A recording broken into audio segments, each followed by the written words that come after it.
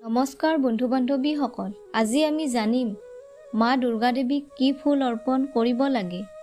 কি ফুল অৰ্পণ কৰিলে দুৰ্গা মা অতি প্ৰসন্ন হয়। কি ফুল মা দুৰ্গাৰ অতিকৈ প্ৰিয় জানো আহক।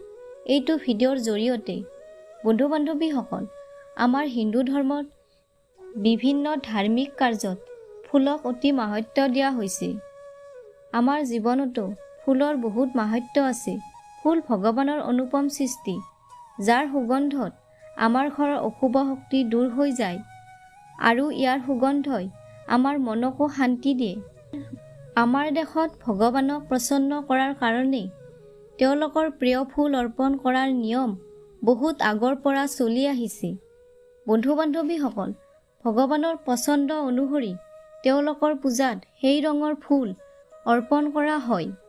আজি আমি জানিম মা দুৰ্গাক কি ৰঙৰ ফুল অৰ্পণ কৰিব লাগে।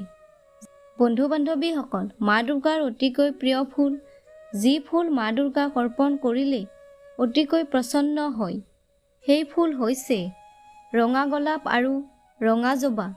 তাৰ উপৰি মা দুৰ্গাক গেন্ধে মালতী, পলাশ, পদুম, নীলা অপৰাজিতা ফুল আদি অৰ্পণ কৰিব পাৰি।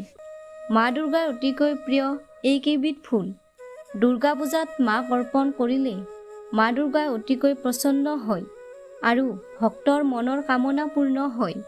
বন্ধু বান্ধৱীসকল, মা দুৰ্গাৰ আশীৰ্বাদ লাভ কৰিবলৈ দুৰ্গা পূজাত এইকেইবিধ ফুল মাক অৰ্পণ কৰক। বন্ধু বান্ধৱীসকল, আশা কৰিছোঁ ভিডিঅ'টো আপোনালোকৰ সহায়ক হৈছে।